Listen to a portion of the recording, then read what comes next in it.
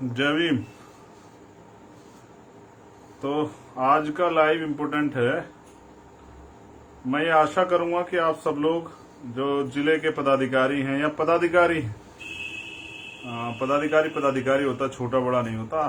सभी संतों गुरुओं को महापुरुषों को नमन करते हैं। मैं आपसे अपील करूंगा कि पेन कॉपी उठा लें और जो इंस्ट्रक्शन दिए जाएंगे उनको फॉलो करें। मैं दोबारा दोहरा देता हूं, अब साथी नए भी जुड़ेंगे। अपने पेन कॉपी उठा लें और पेन कॉपी उठा के ही बैठें। लाइव में अपने पेन कॉपी उठा के बैठें।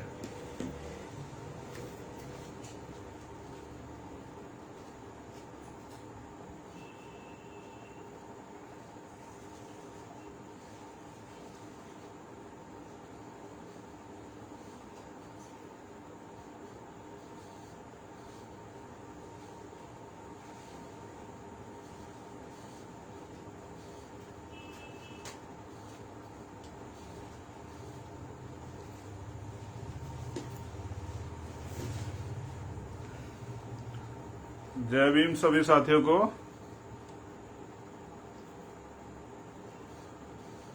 मैं आपसे निवेदन करूंगा कि अपने पेन कॉपी उठा लें और पेन कॉपी उठा के जो है बैठें। मेरे द्वारा बताई गई बातों पे आप लोग अमल करें। लिखने की आदत बनाइए। जो रोज सुनते रहते हैं उसको भूल जाते हैं आप लोग। सीखने का यही तरीका है। पेन कॉपी उठा लीजिए। तब तक मैं नमन कर लेता हूं करुणा के सागर तथागत गौतम बुद्ध, संत श्रोमणी सतगुरु रविदास जी महाराज, भगवान वाल्मीकि महाराज, गुरु नानक देव, संत कबीर, गुरु घासीदास जी, छत्रपति शिवाजी महाराज, राष्ट्रपिता ज्योतिबा फूले, छत्रपति साहू जी महाराज, संत गाडगे जी महाराज, नारायण गुरु, पेरियर रामा स्वामी नायकर, पेरियर लल्ले यादव, बाबू जगदेव प्रसाद कुशवाहा, जननायक कपूरी ठाकुर, बाबा साहब डॉक्टर भीमराव अंबेडकर, माँ फातिमा शेख, माँ सावित्रीबाई फूले, मान्यवर साहब श्री काशीराम, शहीद भगत सिंह, शहीद उधम सिंह, शहीद करतार सिंह सराभा और जितने भी शहीद अन्य हुए बहुजन समाज के, आप सबको नमन। जो हमारे महापुरुष हुए हैं, जो हमारे राजे महाराजे हुए हैं, बिजली पासी, माउदा देव पासी, आशा गुजर, तमाम जो है वो उन सबको भी नमन। बस आप तैयारी कीजिए, फिर मैं शुरू करता हूं।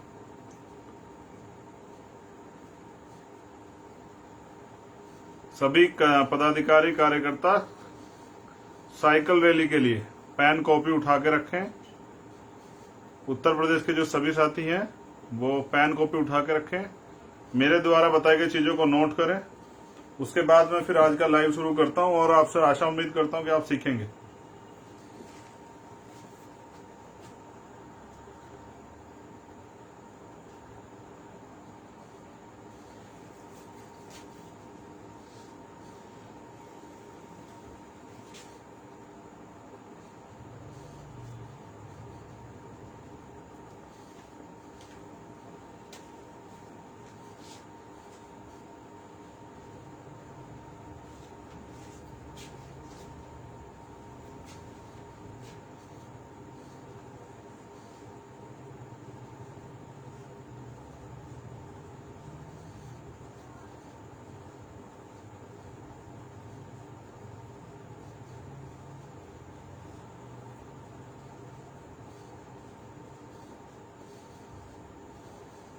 बहुजन साइकिल यात्रा, ये साइकिल यात्रा पूरे उत्तर प्रदेश में हम लोग शुरू कर रहे हैं। अभी हम लोग इसको उत्तर प्रदेश में चला रहे हैं, तो ज्यादा ध्यान उत्तर प्रदेश के जो कार्यकर्ता हैं वो देंगे, लेकिन कार्यकर्ता सभी ध्यान दे जो जुड़े हुए हैं, क्योंकि ये आपके नेक्स्ट टाइम ये आपके जिले में भी हो सकती है, आपके प्रदेश में भी हो सकती है।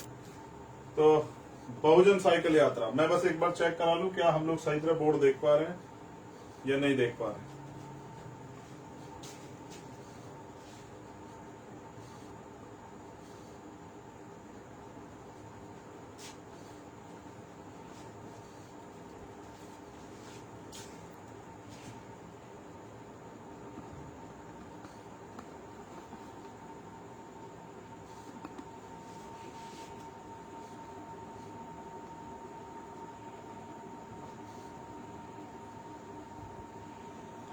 अब मेरे हिसाब से काफी ठीक है।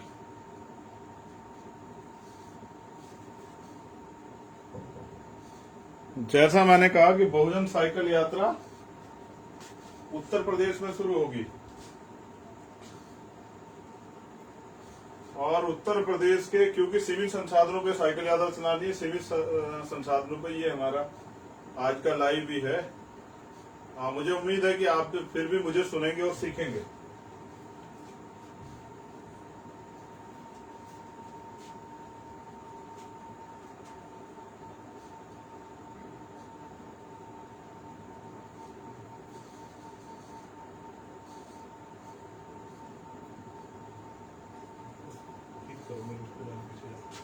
वहां पे यहाँ रिश्ता आना चाहिए।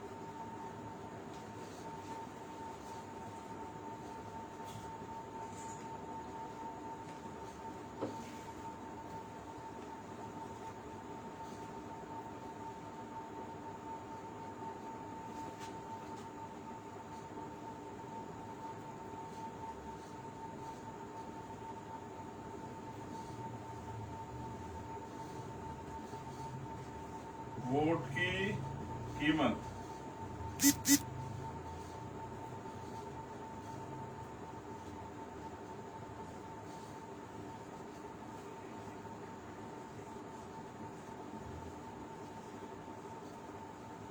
वोट की सुरक्षा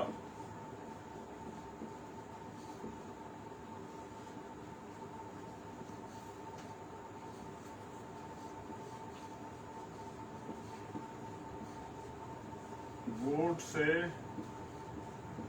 निर्माण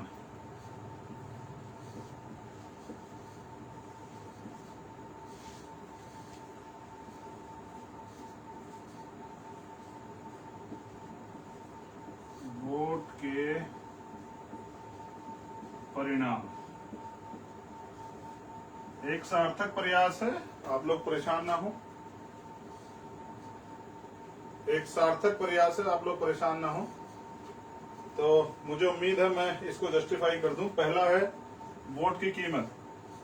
बहुजन साइकिल यात्रा पे जब आप जाएंगे तो आपको, आम आदमी को, जो गांव में रहता है, जिसकी सामाजिक राजनीतिक चेतना बहुत ज्यादा नहीं है, जिसको लगातार बीजेपी और तमाम दल के लोग गुमराह करते हैं, तो उसको आपको वोट की कीमत बतानी है कि वोट की क्या वैल्यू होती है।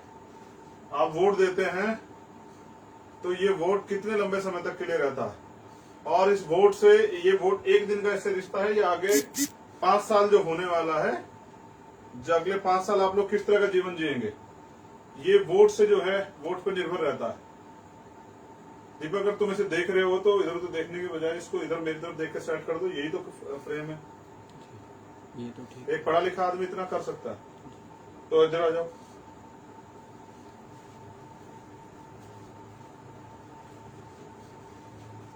तो वोट की कीमत जो है, जिसको आदमी चंद पैसों में और थोड़े से लालच पे लोगों को दे देता है, वोट कितना कीमती है और इसका अधिकार बाबा साहब अम्बेडकर ने हमें कैसे दिलाया। उन्होंने इसके दिलाने के लिए तमाम तरह के प्रयास किए। जो विरोधी विचारधारा के लोग, तो उन्होंने कहा भाई वोट वो देगा जो लगान देता हो। फिर उन्होंने कहा कि वोट वो देगा जो पढ़ा लिखा हो। फिर उन्होंने तीसरी बात है कि वोट वो देगा जो किसी पद पे हो। तो बाबा साहब अम्बेडकर ने वोट का अधिकार हमें बड़ी मुश्किल से दिलाया, तो हमें वोट की कीमत को समझना चाहिए। दूसरा, वोट की सुरक्षा। इस पे बाबा साहब अम्बेडकर ने बड़े तरह से अपनी बात रखी, लेकिन जिनको मैं आदर्श नेता मानता हूं, उन्होंने कहा कि वोट की सुरक्षा बहन बेटी की रक्षा की तरह करनी है। जैसे बहन बेटी की रक्षा करते हैं, ऐसे वोट की सुरक्षा करनी है। तो उन्होंने कहा जैसे बहन बेटी को कोई किसी को ऐसे ही धक्का नहीं देता, ऐसे ही किसी को जो है बिना जाने अयोग्य व्यक्ति को नहीं देता, तो वोट की सुरक्षा, वोट जो है एक जिम्मेदार आदमी को सौंपी जाती है। जैसे बहन बेटी जो है हम शादी ब्याह करके सौंपते हैं, इसी तरह से वोट भी एक जिम्मेदार आदमी को सौंपी जाती है। वोट किसी को अयोग्य व्यक्ति को नहीं दी जाती, और वोट किसी को किसी चंद पैसों के लालच में, दारू के लालच में, शराब के लालच में, या किसी उपहार के लालच में, या अभाव प्रभाव में नहीं दी जाती। तो वोट की सुरक्षा। तीसरा, वोट से निर्माण। अगर आप वोट देते हो, उससे क्या निर्माण होता है? तो वोट से निर्माण होता है सरकार का। और जो बाबा साहब अम्बेडकर ने कहा, अगर आप संविधान के आर्टिकलों को लागू कराना चाहते हैं तो आपको सत्ता में आना पड़ेगा, क्योंकि कानून बनाने की ताकत वो विधायिका में या संसद में, तो आपको सदन में जाना पड़ेगा। तो वोट से निर्माण होता है आपकी शक्ति का। अगर आप सही व्यक्ति को वोट देते हैं तो उससे आपकी ताकत बनती है, और वो ताकत जो है आपके आने वाले दिनों में आपको के भविष्य को सुधारने में बहुत काम आ सकती है। तो इसलिए हाँ, मुझे पंखा बंद करना पड़ेगा क्योंकि मेरी लाइट हिल रही है, इसकी वजह से। गर्मी तो मैं सहन कर सकता हूँ, लेकिन मेरी मेहनत पे अगर अच्छा कार्य ना हो तो ये मुझे एक्सेप्ट नहीं है। मैंने इसलिए पंखा बंद कर दिया, उसके बाद डिस्टर्ब करी। तो वोट का निर्माण और अंतिम है वोट का परिणाम। अगर आपने सही व्यक्ति को वोट दी तो क्या होगा, आपने गलत व्यक्ति को वोट दी तो क्या होगा। सही व्यक्ति को वोट दी तो यानी कि आपके अगले आने वाले समय में 5 साल के लिए आपके अधिकार सुरक्षा होगी, नई नीतियां बनेंगी, आपको रोजगार मिलेगा, एजुकेशन मिलेगी, आपकी मदद होगी, आप पे जुर्म जाती होगी तो वहां न्याय मिलेगा, और कोशिश तो होगी ना ही हो। लेकिन अगर आपने गलत व्यक्ति को वोट दे दी तो उसका परिणाम ये होगा कि आप अगले 5 साल आप और पीछे चले जाएंगे, आपको रोजगार नहीं मिलेगा, आपको एजुकेशन नहीं मिलेगी, आपको न्याय नहीं मिलेगा, आपको सुविधाएं नहीं मिलेगी जो सरकार देती है। तो इसलिए ये चारों चीज जो बहुत महत्वपूर्ण थी, ये मैंने आपको समझा दी है। जब आप आम जनता के बीच में जाएंगे बहुजन साइकिल यात्रा के माध्यम से, ये चारों चीजें आपको आम जनता को बतानी। एक बहुत जरूरी बात, उसके बाद ही सब चीजें स्टार्ट होंगी। वो सबसे पहले जरूरी बात जो है ये, इसको जरा इस पे गौर करें।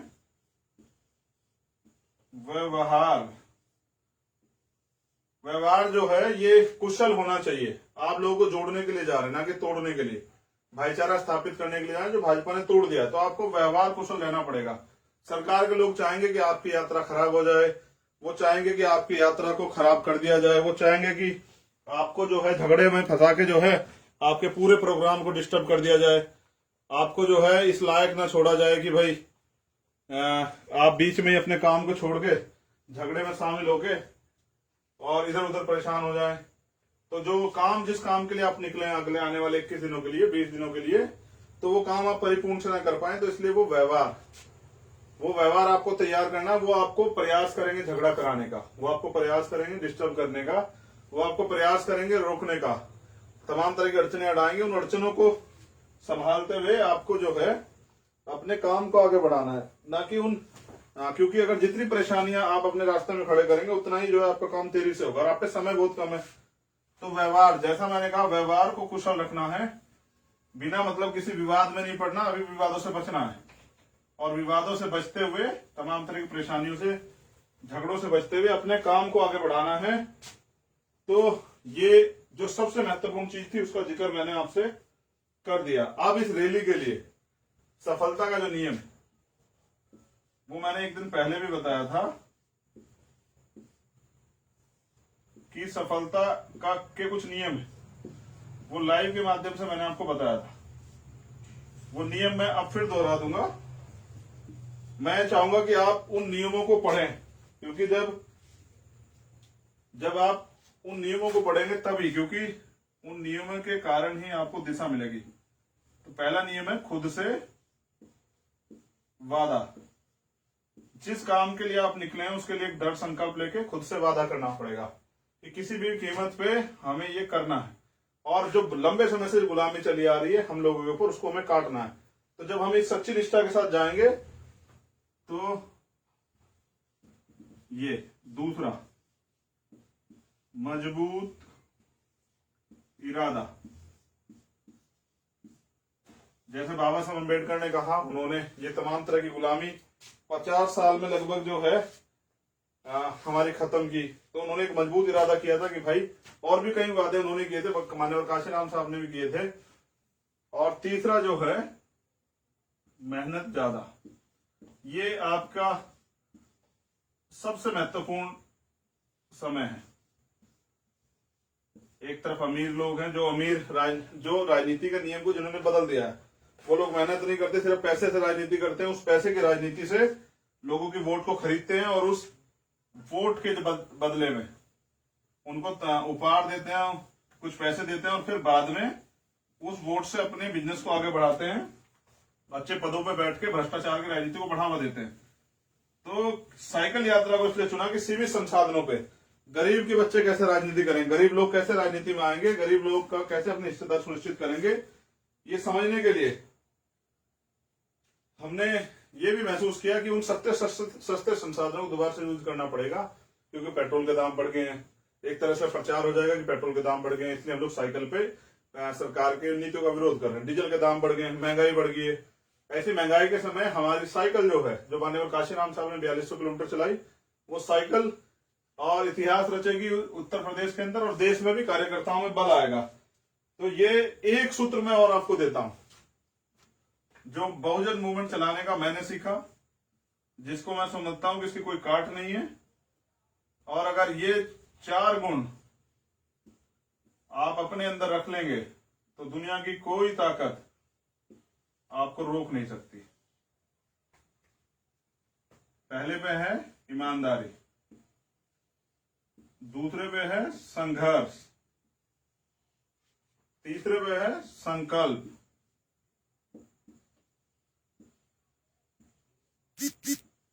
और चौथे पे है त्याग। मैं आपको बस इसके बारे में जरा जरा से ध्यान देता हूं। ईमानदारी, खुद से भी, मिशन से भी, मूवमेंट से भी, अपने परिवार से भी, अपने लोगों से भी ईमानदारी रखिए। ईमानदारी से जो भी काम करेंगे उसमें आपको सफलता मिलेगी। दूसरी है संघर्ष। संघर्ष मैंने बताया कि साइकिल यात्रा भी एक संघर्ष है, लेकिन ये इसलिए फायदा भी देगी आपको स्वस्थ रखेगी। और संघर्ष के बिना कुछ नहीं मिलता। संघर्ष सत्ता प्राप्त होती है और सत्ता से परिवर्तन होते हैं। तो भारतीय संविधान में आधारित जो आर्टिकल है उनको लागू कराने के लिए आपको सत्ता की जरूरत पड़ेगी, वो संघर्ष से आएगी। संकल्प, इच्छा शक्ति, प्रतिज्ञा बाबा साहब अम्बेडकर ने भी की, माननीय काशीराम साहब ने की। अब उसके लिए उन्होंने सिद्धांत भी बनाए, घर नहीं लौटूंगा, शादी नहीं कराऊंगा, और समाजी परिवार है, कोई बैंक खाता नहीं रखूंगा, कोई अकाउंट नहीं बनाऊंगा, कोई जमीन नहीं खरीदूंगा, शादी ब्याह में नहीं जाऊंगा। ये संकल्प बना के माननीय काशीराम साहब ने हम वंचित वर्ग के लोगों को राजनीति करने का जो है ना ज्ञान दिया, राजनीतिक दल बना के जो है हमें मौका दिया। उसके बाद क्या हुआ, उनके जाने के बाद उसको छोड़ देते हैं, त्याग। अब बाबा साहब अम्बेडकर या हमारे महापुरुषों को हम इसलिए याद करते हैं कि उन्होंने जो कुछ भी किया अपने लिए किया, अपने लिए नहीं किया, हमारे लिए किया। बाबा साहब अम्बेडकर ने 4 बच्चे कुर्बान किए, उनकी वाइफ की डेथ हुई, उन्होंने अपने लिए कोई सुविधा रखी, अंतिम समय तक वो हमारे लिए प्रयास करते रहे। काशीराम साहब ने अपना पूरा जीवन जो है खत्म कर दिया। अपने जीवन में जो है तमाम तरह से उनके पास अवसर थे, उनका कोई फायदा नहीं उठाया। हाँ, ईमानदारी से जो है त्याग करते रहे और मूवमेंट का काम करते रहे, जिससे कि आज वो अमर हो गए, हम उनको याद कर रहे हैं। ऐसा ही त्याग मैं चाहता हूं बहुजन मिशन डे से कि वो भी त्याग कर रखें। अभी क्या है कि हमें अध्यक्ष भी चाहिए, हमें उपाध्यक्ष भी चाहिए, हमें महासचिव भी चाहिए। ये बहुजन मूवमेंट के आज के लोगों का वो है। उनको विधानसभा भी चाहिए, उनको जिला पंचायत भी लड़नी है, बीडीसी भी लड़नी है, प्रधानी भी लड़नी है, उनको जो है सांसद भी बनना है, उनको मंत्री बनना है, उनको पार्टी के वरिष्ठ पद भी चाहिए। जो लोग पदों की लड़ाई लड़ते हैं या पदों के कारण जो मूवमेंट में है या किसी लाभ कारण मूवमेंट में है, तो वो तो सिर्फ अवसर तलाश है। एक मिशनरी के लिए उसकी पार्टी के प्रति समर्पण होना बहुत जरूरी होता है। वो समर्पण ही उस पार्टी को आगे बढ़ाता है। अब हम चर्चा करेंगे, बहुजन साइकिल यात्रा जिला मुख्यालय शुरू होगी और सभी ब्लॉकों में, वो पहले ऐसे देखिए, चेक कीजिए, जिला मुख्यालय। मैं कोशिश करूंगा कि अगली बार इसको और थोड़ा अच्छा बनाऊं, जिससे कि आप लोग आसानी से देख पाए, क्योंकि मैं खुद संघर्ष में रहूंगा, मैं खुद शामिल होने वाला हूं कई जिलों में। जिला मुख्यालय से वो जाएंगे विधानसभा,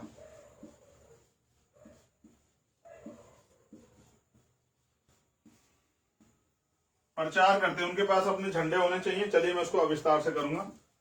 फिर हम जाएंगे, ये हम पे बॉडियां हैं, ब्लैक ब्लॉक, फिर बूथ, ये है संगठन का ढांचा। पहले जिला मुख्यालय से इकट्ठा होंगे, वहां से अपनी विधानसभा जाएंगे, अपनी विधानसभा से अपने ब्लॉक में जाएंगे, अपने बूथों में जाएंगे, और गांव गांव हर घर पे जाके हम अपनी जो है पार्टी का प्रचार प्रसार करेंगे, अपनी नीतियां बताएंगे। इसके लिए चाहिए साइकिल, साइकिल के साथ पार्टी का संगठन का झंडा,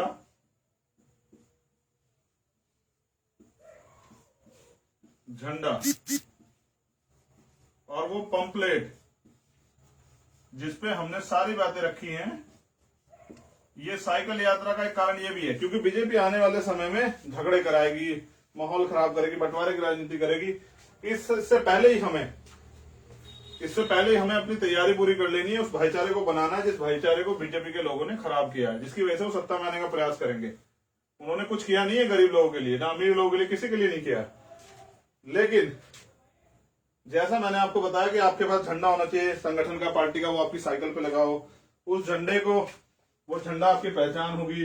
वहां पंपलेट हो, जिस पंपलेट को आप जाए, आप बुद्ध विहार में जाएं, आप मस्जिद में जाएं, आप गुरु घर में जाएं, अंबेडकर भवन में जाएं, रविदास मंदिर में जाएं, भगवान वाल्मीकि मंदिर में जाएं, कबीर जी के उसमें जाएं, जहां भी आपको मौका मिले, बहुजन समाज के जो भी स्थान है बैठने, वहां जाके इकट्ठे हों। छोटे छोटे माइक रखें। हाँ, ये मैं भूल गया, माइक, छोटे माइक, हैंड माइक जो होते हैं वो रखें। उस माइक के जरिए प्रचार करें। जब लोग इकट्ठा हो जाएं, अपनी बात रखें। ज्यादा भाषण से ज्यादा हमेशा लोग जो है ना, लोग जाते हैं लोगों को गुमराह करने। आपको जाना है, लोगों को बताना है कि हम आपसे वोट ले रहे हैं, तो वोट के बदले हम आपको क्या देंगे, ये भी आपको जो है ना बता देना है लोगों को। मैं दोबारा एक बार दोहरा रहा हूं, झगड़े से बचना है, विवाद से बचना है, क्योंकि आपकी जब ताकत बढ़ रही है तो वो लोग आपके साथ झगड़े करेंगे, मुकदमे करेंगे, तमाम तरह की परेशानियां क्रिएट करेंगे। मैं ये नहीं कहता कि जब तक कोशिश करना है कि विवाद से बचे रहें, और जब कोई चीज गले पड़े तो फिर उससे भी जो है, उससे निपटने के तरीके हैं, उसके लिए मैंने आप लोगों को तैयार किया है।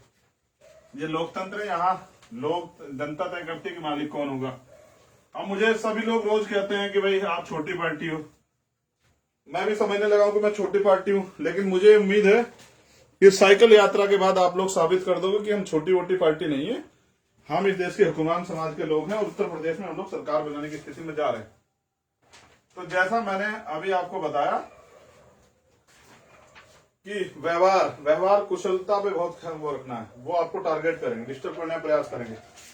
तो डिस्टर्ब नहीं होना है, अपनी जिम्मेदारी को समझना है कि एक बड़े काम के, एक बड़े मकसद के निकले, और आपस में जो मन मुटाव है भीम आर्मी और आजाद समाज पार्टी के लोगों में, जहां जहां मुझे खबर आती है, मैंने तो नहीं वो की है, लेकिन मैं कोशिश करूंगा कि वो मन मुटाव भी आप लोग खत्म कर दें, क्योंकि हमारी लड़ाई उनसे जिन्होंने हमारे अधिकार छीने।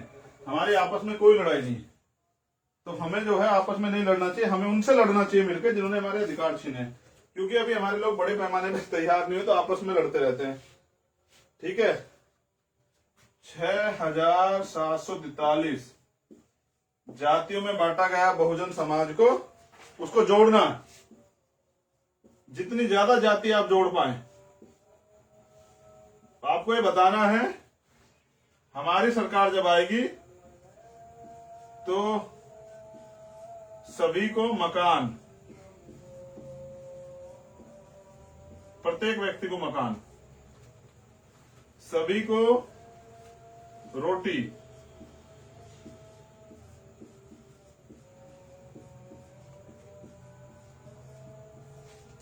सभी को शिक्षा,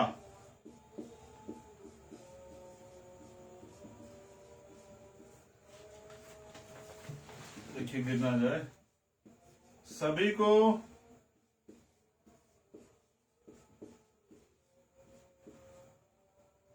इलाज, इसको हम स्वास्थ्य के बारे में हम लोग जिक्र कर रहे हैं यहाँ कि सभी के लिए अच्छा इलाज, और वो भी कम कीमत पे। और उसके बाद जो है रोटी, कपड़ा,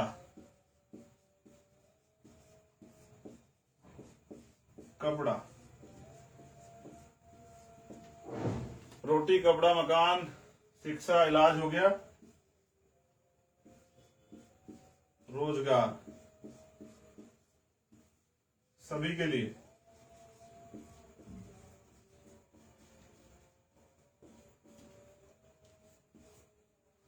रोटी, कपड़ा, मकान, चिकित्सा, शिक्षा, सुरक्षा और न्याय। सुरक्षा, न्याय। मैं बस अब इसको जरा, आप अगर देख पा रहे हैं, मैं एक बार चेक कर लूं, तो बस मैं अब इसको जो है आप लोगों के सामने रख दूंगा। ठीक है, दिख रहा है।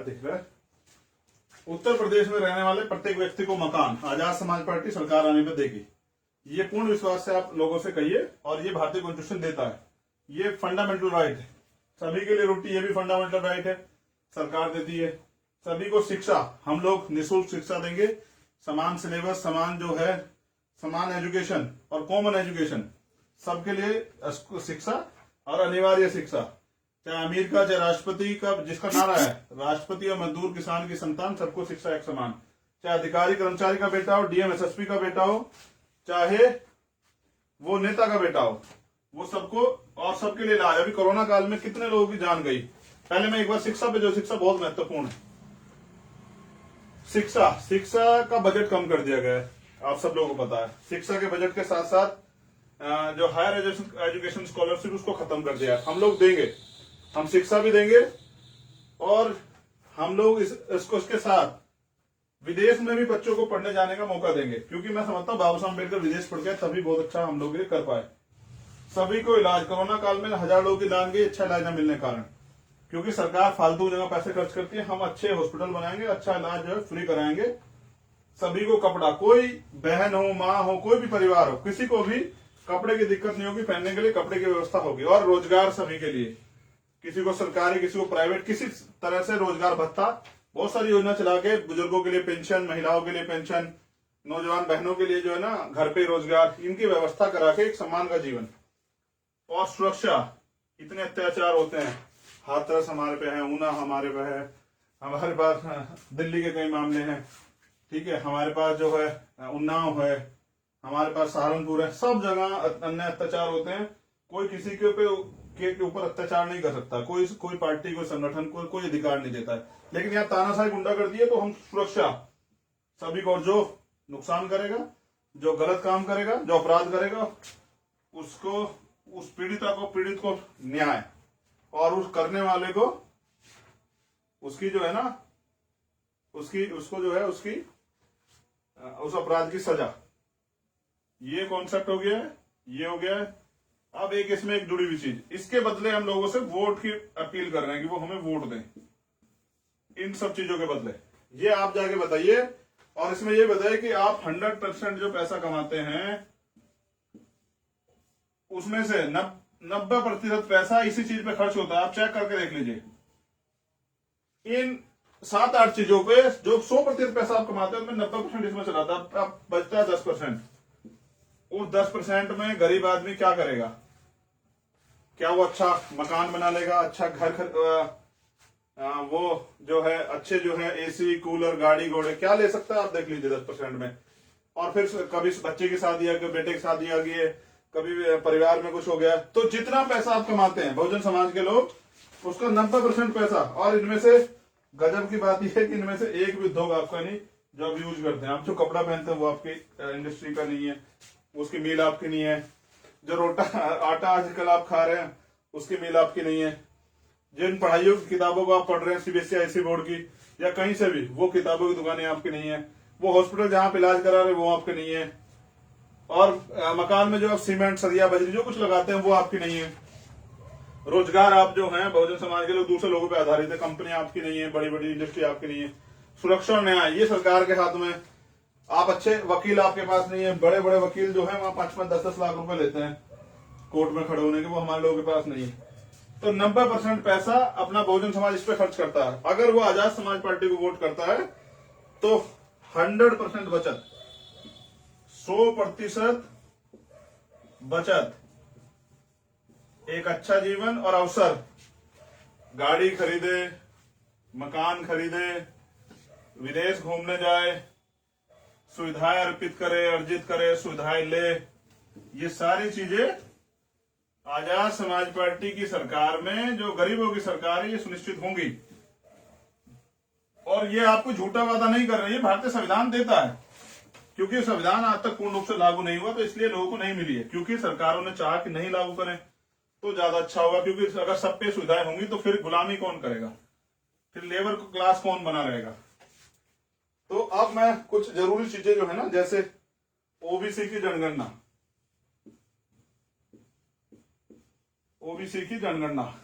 ओबीसी समाज हमारा अभी बड़े पैमाने पर तैयार नहीं है जनगणना। अच्छा, जनसंख्या नहीं, हाँ जनसंख्या ठीक है। ओबीसी की जनसंख्या की जानकारी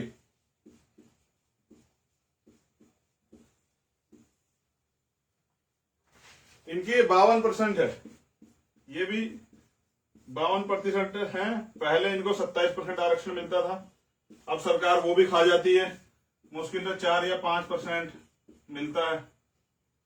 तो ओबीसी की जातिगत जनगणना के हम लोग पक्ष में हैं कि ओबीसी की, एससी की, एसटी की जातिगत जनगणना हो, क्योंकि भारतीय जो बजट बनता है वो इसलिए इस तरह से बनता है कि भाई जिसकी जितनी आबादी है उसी संख्या के आधार पे उनको आगे बढ़ने का अवसर मिले, और ये सब चीज जो है तैयार। तो ओबीसी की जनसंख्या की जानकारी तो हम मांग करेंगे, ओबीसी लोगों को बताएंगे कि हमारे समाज के परिवार के लोगों, आपका आरक्षण जो है 27 से 52% आबादी है, 52% होना चाहिए, ठीक है। और एससी एसटी की जो आबादी है उनका भी, माइनॉरिटी की जो आबादी है उनका भी, उनको उतना आरक्षण मिलना चाहिए जितनी उनकी आबादी। ये आबादी कैसे पता लगेगी? जब उसकी गणना होगी, वो सरकार नहीं चाहती। हमें ये करवानी है पुरजोर तरीके से, जिससे कि हमारे ओबीसी भाइयों को उनके अधिकार मिले। तो ये हमने ओबीसी समाज में जाकर बताना है कि भाई क्या क्या जो है ना ओबीसी समाज के साथ धोखा हुआ, छल हुआ है, इसको आप पूरा स्टडी करिए, पंपलेट में है, ठीक है। दूसरा,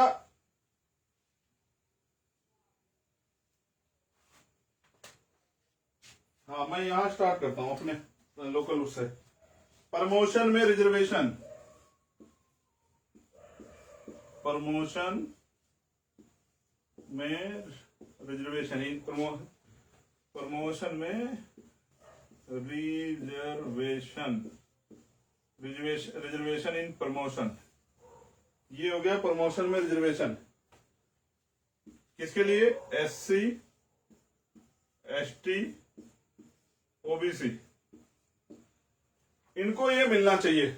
और इसको सुप्रीम कोर्ट ने ऑर्डर किया, सुप्रीम कोर्ट ने एक मजाक किया। सुप्रीम कोर्ट ने कहा कि भाई देखो मिलना तो चाहिए, कॉन्स्टिट्यूशन का आर्टिकल 16(4)A में है, लेकिन 16(4)A में तो है, लेकिन ये जो है सरकार दे सकती है, सरकार अपना डाटा वाटा तैयार करके दे दे।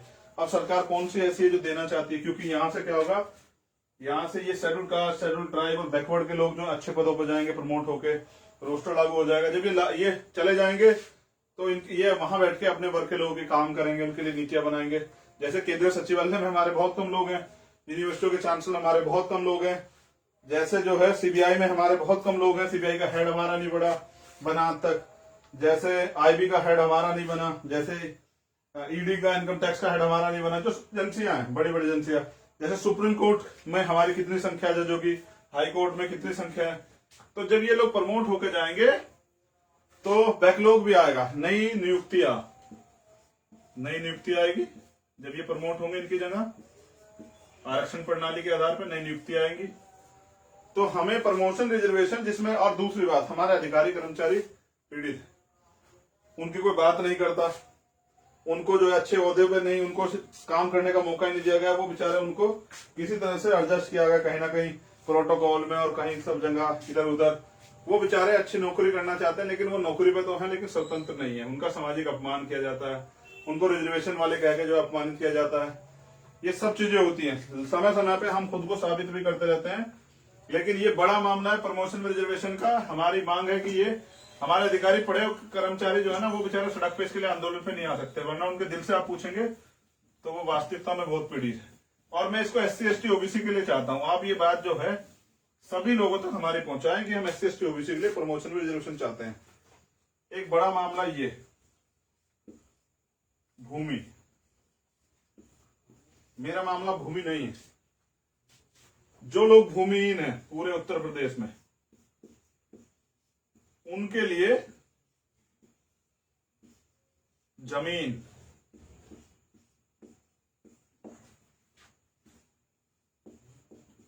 जैसे मान्यवर काशीराम साहब एक नारा देते थे, मैं लिख देता हूं, आप सब लोगों ने मुझसे कई बार सुना होगा, जो जमीन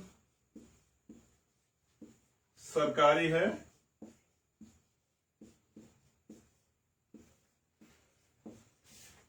हमारी, तो जब आपकी सरकार आएगी तो गरीब लोगों को ये दिया जाएगा। भूमिहीन जो गरीब लोग हैं उनको सरकारी जमीन जो है दी जाएगी खेती के लिए, जिससे कि वो अपने परिवार को चला सके। ये हमारे आर्थिक सशक्तिकरण का एक हिस्सा है, जिसमें रोजगार है और रोजगार के साथ जमीन है। अच्छा, ये खिसक रहा है, कहाँ जाओगे? नहीं नहीं, रुको रुको, यहीं रहो, यहीं काम, तुमसे बहुत काम है। फिर बैकलॉग, बड़े पैमाने पर बैकलॉग है, सरकार ने नहीं भरा है, बहुत बड़े पैमाने पर बैकलॉग। ना नई नियुक्ति आ रही है, नई नियुक्तियां नहीं है। फिर उसके अलावा आपको युवाओं को बताना है, युवाओं का स्पेशली वो है। और फिर भर्ती घोटाले, अब मैं इसको विस्तृत रूप से समझाता हूं।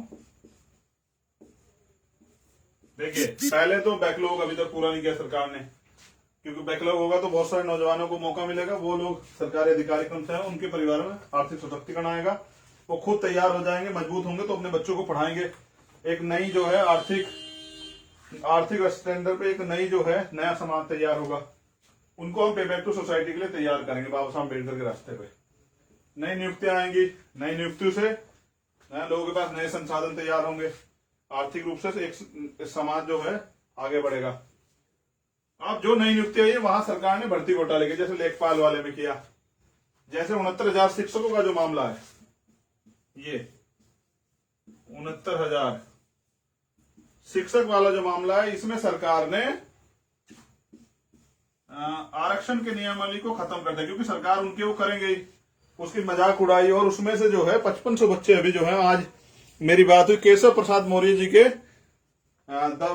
आवाज पे हो गए। केशव प्रसाद मौर्य जो खुद पिछले वर्ग से आते हैं, न्याय देने की बजाय मेरे उन नौजवान परिवार के भाइयों को, बहनों को लाठियां बजाई। तो इसमें उन्होंने आरक्षण के नियम कर, इसको भी हम लोग लड़ेंगे, तैयार करेंगे उन लोगों को। और ये सब सिर्फ एससी के साथ नहीं है, इसमें सबको पता है एससी एसटी ओबीसी तीनों लोगों के साथ ये जो है उनके अधिकार छीने गए। लगभग 5500 के करीब वैकेंसी है, 5500 लोगों को, 5500 लोगों के परिवार तैयार होते, उनसे आगे के परिवार तैयार होते, तो उनका हक जो है डकार की है सरकार। इसलिए ये सबसे महत्वपूर्ण है कि युवाओं को रोजगार देना सरकार की जिम्मेदारी है। विदेशों में भी मिलता है, भत्ता मिलता है, जो लोग बेरोजगार हैं सरकार रोजगार नहीं दे पाई। भारत में नहीं मिलता है, क्योंकि भारत में नेट मिलता है। अब नेट से रोटी मिलती है क्या भाई? नेट से रोटी नहीं मिलती है। और नेट से जो है, जब रोजगार तो धर्म देते हैं, धर्म से भी परिवार का काम नहीं चलता है। आम आदमी की सुरक्षा, ये एक गंभीर मुद्दा है। जीवन रहेगा तभी तो आगे की लड़ाई लड़ी जाएगी। आम आदमी की सुरक्षा, आम आदमी की सुरक्षा के साथ जो है महिला सुरक्षा, तो ना तो आम आदमी सुरक्षित है, 3-4 दिन में तो बहुत वो हुआ। और सशक्तिकरण, तो आम आदमी सुरक्षित नहीं। उत्तर प्रदेश की सरकार में बहुत बुरा हाल है। आप सब लोग चेक करेंगे तो आपको पता लग जाएगा, रोज हत्याएं होती हैं, रोज रेप होते हैं, रोज तमाम तरह की परेशानियां होती है। सरकार पे एक ही जवाब है, हम कुछ नहीं कर सकते। पुलिस निर्दोष लोगों को जेल भेज देती है, आप आंदोलन करने हक मांगने आते तो आपको जेल भेज देती है, झूठे मुकदमे लगा देती है। मैं इन सब चीजों को गंभीर रूप से समझता हूं, लेकिन मैं समझता हूं कि ये सारे अधिकार प्राप्त करने के लिए आपको न्याय देने वाला समाज बनना पड़ेगा, यानी कि सत्ता प्राप्त करनी पड़ेगी। महिलाएं सुरक्षित नहीं है, हमने कितने मामले देखे, रोज हत्या होती है, रोज रेप होते हैं, पूरे देश में होते हैं। तो किसी की सरकार रही, क्योंकि उनको उनकी संवेदना नहीं है। वो लोग चाहते हैं लोग इसी में उलझे रहे। वो कई जगह तो ये भी किस्सा है कि सार्वजनिक अपमान करके, रेप और हत्या करके ये साबित करना चाहते हैं, आज हमारे औकात हमें दिखाना चाहते हैं। सशक्तिकरण, महिला सशक्तिकरण पे कोई काम नहीं हुआ है। जिन महिलाओं का, बहनों का हम लोग जो है योगदान लेके प्रदेश ही नहीं देश को, क्योंकि ज्यादा समय उनके पास है, एक अच्छा प्रदेश बना सकते हैं, उनको हम लोग नकार देते हैं। तो संगठन में महिलाओं का सम्मान कीजिए, उनको सुरक्षित माहौल दीजिए और उनसे भी जो है ना योगदान लीजिए बहुजन आंदोलन को आगे बढ़ाने के लिए। और जैसा मैंने आपको बताया कि महिलाओं को बाबा साहब अम्बेडकर ने सम्मान दिया, हम सबको भी करना चाहिए। उनको जिम्मेदार देनी चाहिए, उनको साथ रखना चाहिए, उनको आगे बढ़ने देना चाहिए, उनसे जलना नहीं चाहिए। और उनके सशक्तिकरण के लिए घर पे ही महिलाओं को रोजगार देंगे, इसका ये प्लान का हिस्सा है। ठीक है। महंगाई, ये आपको जाके गांव लोगों को बताना है। महंगाई, अब सरकार के लोगों की गाड़ियां तो चलती है सरकार के पैसे पे, और वो पैसा आता है आपके टैक्स से। पेट्रोल, डीजल, सरसों का तेल,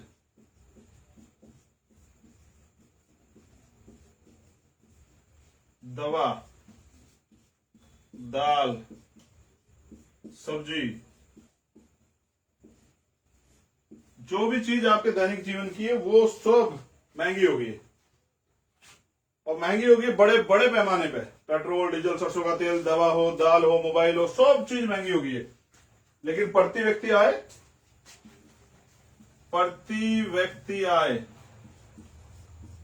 कम हुई है। इसमें मैं कोरोना वाले चैप्टर में बता दूंगा आपको सब चीजें। लेकिन ये समझिए महंगा हुआ है, ये सस्ता हो सकता है। इन पे सरकार ड्यूटी लेती है, जो अपनी जो है ना टैक्स ड्यूटी वो लेती है। अगर उसको कम कर दिया सस्ता हो सकता है। लेकिन सरकार जो है, क्योंकि सरकार ने कोई भी अच्छा काम नहीं किया, घाटे वाटे में चल रही है, तो आपकी मेहनत की कमाई को डकार रही है। ये सारी चीजों पे रेट कम होंगे, आम आदमी को इसके लिए जो है ना बड़ी कीमत नहीं चुकानी पड़ेगी। ये आप लोगों को जाके बताएं कि सरकार ने क्या दिया है। अब ये एक बड़ा मामला किसान विरोधी बिल। किसान विरोधी बिल जो है ये सरकार लाई, और इस सरकार ने किसान 6 महीने से आंदोलन में है। मैं आंदोलन की ताकत को समझता हूं। हाँ, मैंने बहुत सारे आंदोलन किए, लेकिन मैं ये भी समझता हूं सरकार में बड़ी ताकत है। 6 महीने से 1000 के करीब जो है किसानों ने शहादत दे दी है।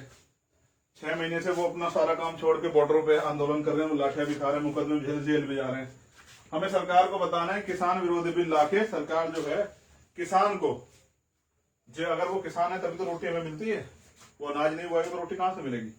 तो किसान का हर व्यक्ति से रोटी का रिश्ता है। तो हमें बताना है कि सरकार ने जो किसान के खिलाफ जो बिल सरकार लाई है उसका वास्तविक उद्देश्य क्या है, वो किस वजह से उसको लाई है बिल को। उसका उद्देश्य यह है किसान पूंजीपतियों का के अपने खेत में पूंजीपतियों की सिर्फ जो है फसल की देखभाल करे, बाकी उसको कुछ नहीं, वो एक लेबर क्लास बन जाए। क्योंकि किसानों ने आगे बढ़ के थोड़ा सा पैसे कमा के अपने बच्चों को विदेश में पढ़ाना है, अच्छे स्कूल में पढ़ाना, खुद किसानी छोड़ के वो सरकारी नौकरियों में आ रहे हैं, यानी कि आर्थिक रूप से सशक्त हो रहे हैं। सरकार तो बंचेस ऑफ थॉट का फॉर्मूला है ना, जो फॉर्मूला गोवलकर जी का है, आरएसएस की जो किताब है बंचेस ऑफ थॉट, इसमें लिखा गया है कि देश की 90% आबादी को मोहताज कर दो और 10% लोग जो हैं राज करें, बाकी 10% लोग इस 90% आबादी पे राज करें, और वो जीने को विकास समझे। ठीक है, वो सिर्फ रोटी खाने को, शाम को रोटी से मिल जाए उसको ही जो है ना बहुत बड़ी वो समझे। जबकि लोकतंत्र में आगे बढ़ना जो है, आगे बढ़ते रहना अधिकार है, और सब लोगों को जो है ना अपने जीवन को बदलने के लिए, अपनी पीढ़ियों से जो जीवन चला उसको बदलने का अधिकार है। एक सफाई कर्मचारियों के लिए पक्की नियुक्ति है। मैंने कहा एक होगा, सफाई कर्मचारियों को ठेके दिए ना, सफाई कर्मचारियों को पक्की नियुक्ति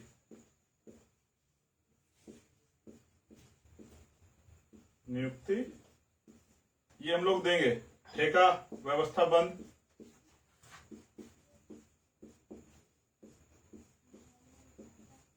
करेंगे।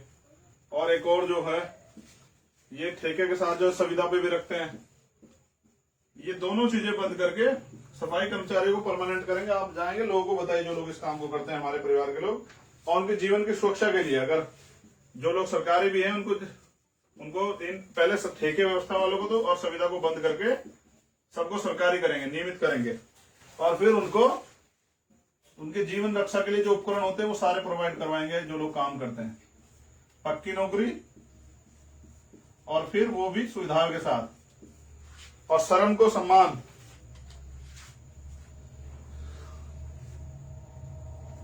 तो ये भी एक इशू है, इसको भी आपको प्रचारित करना है। आपको ये भी बताना है कि जब जातिगत जनगणना होगी और आरक्षण 100% लागू होगा, तो जैसे जो आबादी है 100% है, इसमें से 52% ओबीसी,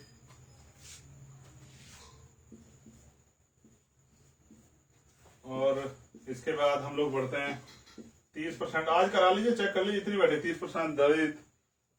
और फिर जो है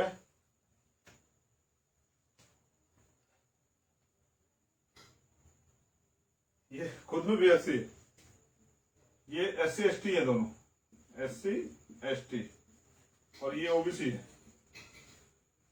जब 100 में से 52 बच्चे, जब 100% आरक्षण होगा ना 52% मिलेगा, 100 में से 52 बच्चे OBC के डॉक्टर बनेंगे, इंजीनियर बनेंगे, जज बनेंगे, लॉयर बनेंगे, और वो बनेंगे टीचर बनेंगे, प्रोफेसर बनेंगे। वो जब जो है ये सब चीजें, या इसके अलावा भी जैसे क्लर्क बनेंगे हैं, तो जब 100 में से 52 बच्चे आरक्षण की वजह से बनेंगे तो पिछड़े वर्ग के लोगों के कैसे जिंदगी बदलाव नहीं होता, ये हमें जाके उनको समझाना है। ऐसे ही जब शेड्यूल कास्ट के 30% आरक्षण मिलेगा शेड्यूल कास्ट ट्राइब को, तो उनके बच्चे भी ऐसे ही बनेंगे। ये SC ST के भी हैं, OBC के भी हैं, तो इनके जीवन में बदलाव होगा और उनकी आर्थिक स्थिति बदलेगी। हमें जो बैकवर्ड है उसको जोड़ना, जैसे कश्यप, पाल, प्रजापति, कुशवाहा, मौर्य, शाक्य, पटेल, ये जो है ना, ये इसको सैनी, गुजर, जाट, ये जो हमारा बैकवर्ड, इसको हमें तैयार करना है, बड़े पैमाने पे इसको जोड़ना है। तो इसको जो है ना हमें तैयार करना है। ये इन सब जातियों का आपको करना है जो मैंने आपको बताया। इसमें प्रजापति हैं, इसमें पाल हैं, जिसमें कश्यप हैं, जिसमें सैनी हैं, जिसमें कुशवाहा है, जिसमें मौर्य हैं, जिसमें निषाद हैं, ठीक है। और दलित समाज की भी सभी जातियां, जिसमें दलित में चमार हैं, पासी हैं, धोबी हैं, वाल्मीकि हैं, खटीक हैं, धानुक हैं, कोरी हैं, जो भी जातियां हैं, इन सबको जोड़ के बातें घर घर जाके आपको बतानी। और जब कोरोना का दौर आया, अमीरों को तो ज्यादा नुकसान नहीं हुआ, गरीबों को तो बहुत नुकसान हुआ। अमीरों ने तो अच्छा इलाज भी करा लिया, तो रोजगार खत्म, लॉकडाउन हो गया। फिर सरकारी डिपार्टमेंट भी सरकार ने बेच दिए, उससे पहले बेच रही थी, चलो मैं इसको सरकारी वाले लोग लेता हूं, रोजगार खत्म, ठीक है। और फिर महंगाई बढ़ गई, महंगाई भी चरम पे चली गई। तो गरीब आदमी क्या करे? सुसाइड, वो सुसाइड कर रहा है, वो क्या करे? सरकार के पास कोई व्यवस्था नहीं है, कोरोना काल में अच्छा इलाज नहीं करा पाया, पैसे नहीं है, क्या करे? हमें यह भी बताना है कि आंकड़ों सहित हम लोग गांव गांव इकट्ठा करेंगे कितने कोरोना काल में लोग मरे, और अगर अच्छी सरकार होती तो कितनी जो है जान बच जाती, कितनी जो है समस्या, जो परेशानी खत्म हो जाती। एक जो सबसे जरूरी चीज है, मीडिया, सावधान, इससे सावधान रहने की जरूरत है। काशीराम साहब कहते थे मीडिया मनी माफिया, यही खेल खत्म होता है सारा। मीडिया, मैं लिख देता हूं पूरा, मनी माफिया। हमारे जो नए लोग हैं उनको इनसे सचेत रहना पड़ेगा, मीडिया सचेत रहना पड़ेगा, ज्यादा मीडिया के चक्कर में नहीं रहना। ये मीडिया कोशिश करती है हमें रास्ते से भटकाने की, तो इस मीडिया से सावधान रहना है, मनी से सावधान रहना। पैसे के चक्कर में हमारे लोग स्वाभिमान बेच देते हैं, और इसलिए करते हैं क्योंकि गरीब हैं, हमें इससे सतर्क रहना है। और माफिया, क्रिमिनल लोगों से बच के रहना है। तो अब मीडिया क्या करेंगे? सोशल मीडिया प्लेटफॉर्म है आपके पास, सोशल मीडिया, ठीक है, फेसबुक, जब आप जाएं अपना लाइव चलाएं, वीडियो बनाएं, ट्विटर, कू ऐप, ठीक है। इसके अलावा व्हाट्सएप, इनके जरिए अपनी बात को आम आदमी तक पहुंचाए। ये हमारे पे बड़ा जरिया है। मैं सब ज्यादा चीजें यहीं से कहता हूं, ये हमारा प्लेटफॉर्म है, यहां हम अपनी बात को बोलने का, कहने का, सुनने का को पूरा मौका है। इस सोशल मीडिया को अपनी ताकत बनाना है। जो हमारे बहुजन यूट्यूबर हैं,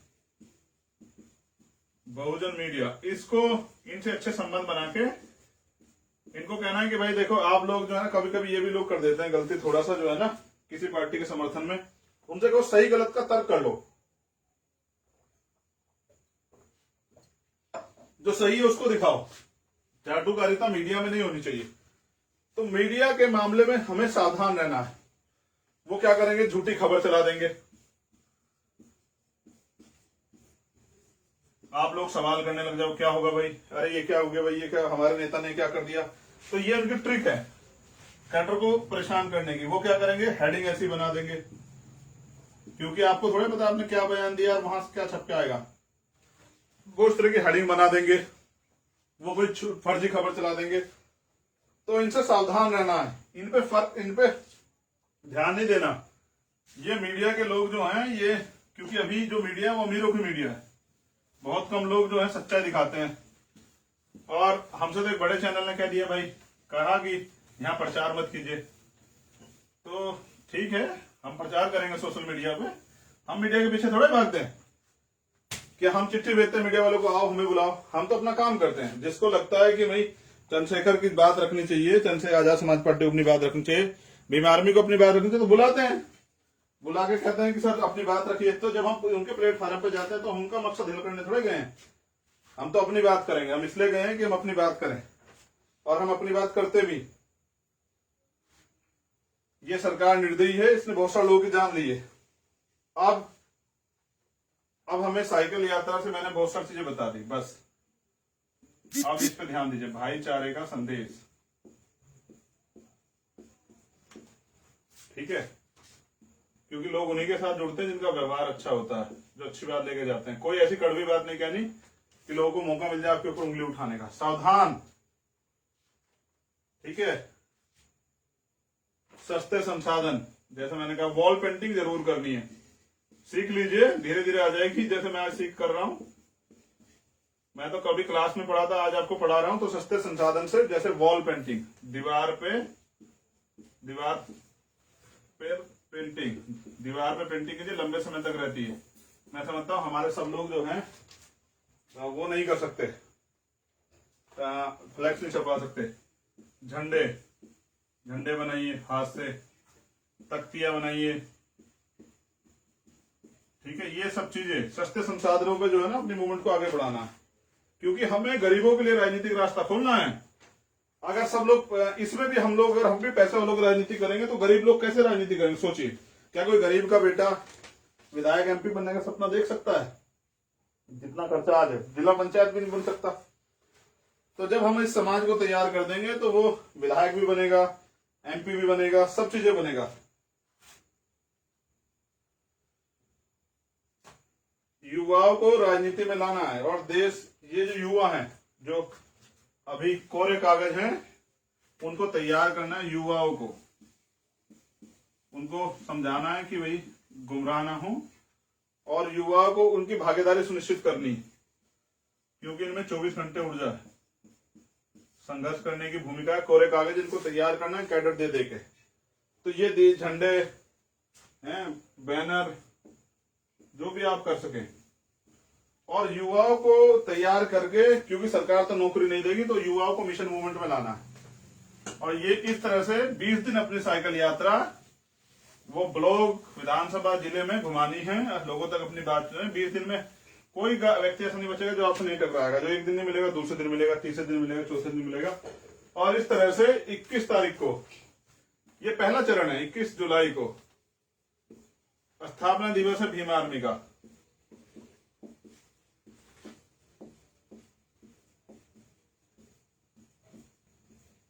भीम आर्मी इस स्थापना दिवस वाले दिन, क्योंकि भीम आर्मी से तैयार हुई है आजाद समाज पार्टी, तो भीम आर्मी जो है ना, भीम आर्मी को ही पालन पोषण करना आजाद समाज पार्टी का। जैसे पौधा तैयार करते हैं तो मालिक है भीम आर्मी, तो भीम आर्मी के स्थापना दिवस पे संकल्प पत्र आ जाएगा। संकल्प पत्र, संकल्प कैसा? 2022 में सरकार बनाना।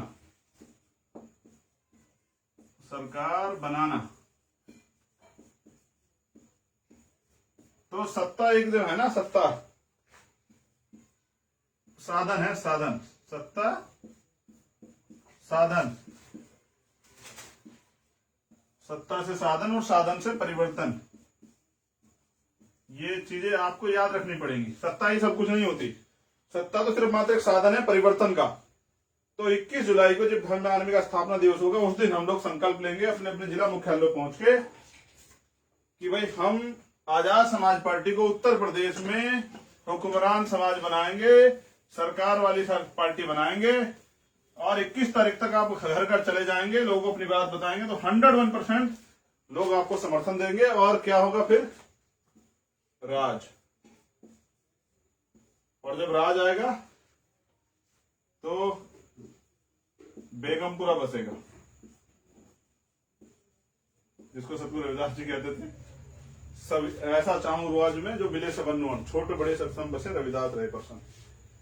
तो ये बेगमपुरा बसाना है, ये काशीराम साहब का लक्ष्य है।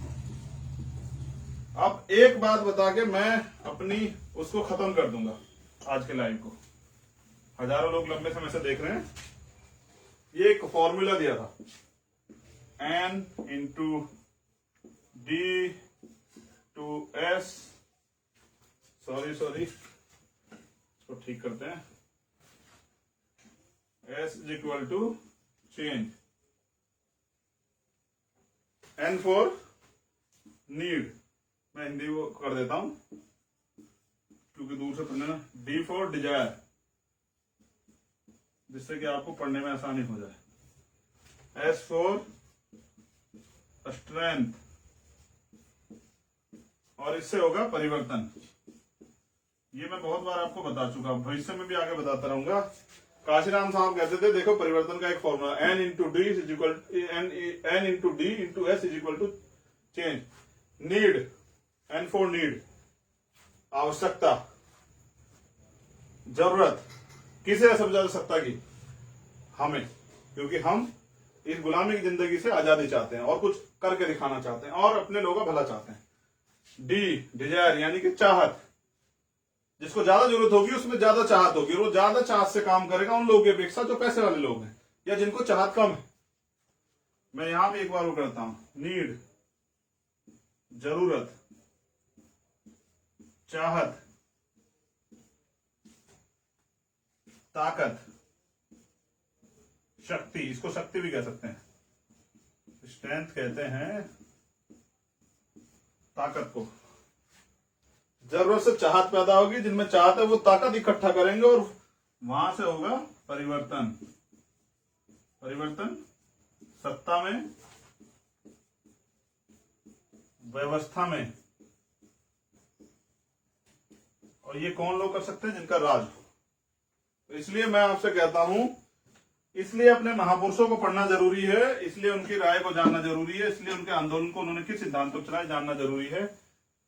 तो इसलिए आपसे उम्मीद और आशा करता हूं कि आप 2022 के लिए यूपी में तैयार करेंगे और जो देश भर के लोग हैं वो अपने यहाँ सिद्धांतों को चल के। तो ये बहुजन साइकिल यात्रा हुई, सत्ता परिवर्तन यात्रा, परिवर्तन यात्रा। अब कई लोग जो हैं, काशीराम साहब कहते थे मिशन का काम करने लगोगे सब लोग तो एक जैसे नहीं होंगे, कुछ लोग बिक जाएंगे, कुछ लोग टूट जाएंगे, कुछ लोग धोखा दे देंगे, कुछ लोग रुक जाएंगे, कुछ लोग जो आप पे आरोप लगा देंगे। इसकी परवाह नहीं करनी, क्योंकि जो लोग परवाह करते हैं वो काम वाम नहीं कर सकते हैं। एक ही लक्ष्य याद रखना है कि हमें, ये जो लक्ष्य लिख रहा हूं बिना बोले लिख रहा हूं, आप लोग अपने कमेंट में लिख देना अगर पढ़ लो तो।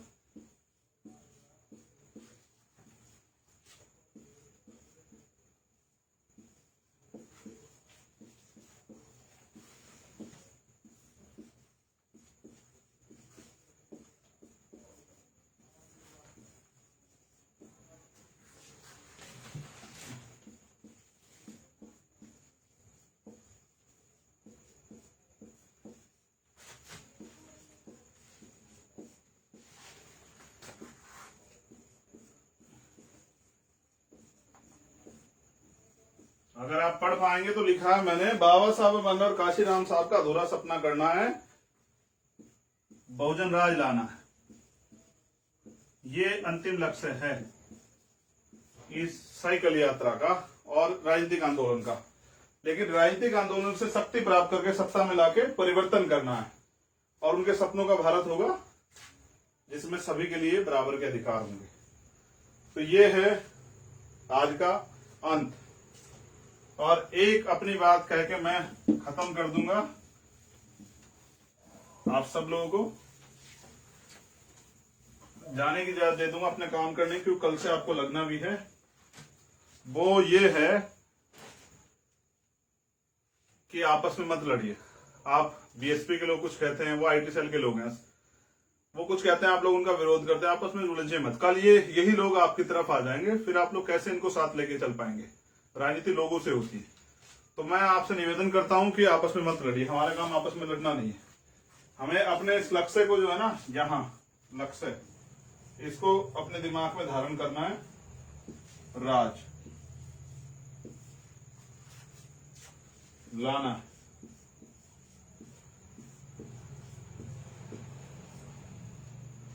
ये इसको और थोड़ा ठीक कर देता हूं, क्योंकि राज किसका लाना है ये भी हमारे लोग पता होना चाहिए ना। कभी दूसरों का राज लाने के लिए लड़ने लग जाए। बहुजन राज लाना, इसके लिए आप लोगों को अब मेहनत करनी है, पहले उत्तर प्रदेश में और पूरे देश में। विधायक एमपी बनने के लिए आप भी एक विधानसभा चुन सकते हैं, विधायक बनने के लिए, एमपी बनने के लिए एक लोकसभा, मिशन मूवमेंट चलाने के लिए पूरा देश पड़ा, इसलिए मैं पूरे देश में घूमता रहता हूं। तो ये लक्ष्य है और आपसे अनुरोध है कि इसको अपने मन में धारण करें। बाबा साहब अम्बेडकर ने कहा हमें इस देश का शासक समाज बनना है। जाओ अपने घर की दीवारों पर लिख दो, हमें इस देश का शासक बनना है। कब बनेंगे? कौन बनाएगा? आप खुद बन सकते हैं, आप खुद ही बना सकते हैं, आप खुद ताकतवर बन सकते हैं। बस अपने सोए हुए उस व्यक्ति को जगाइए जो सोया हुआ है और जो किसी कारणों से जो है ये सोच बैठा, निराश हो गया कि भाई हम लोग नहीं कर पाए। जो पुराने लोग हैं इधर उधर बैठे हैं, परेशान हैं, उनको भी लाइए। मिलके जो है इस लड़ाई को आगे बढ़ाएंगे। जय भीम, जय भारत, जय संविधान, जय लोकतंत्र, जय विज्ञान।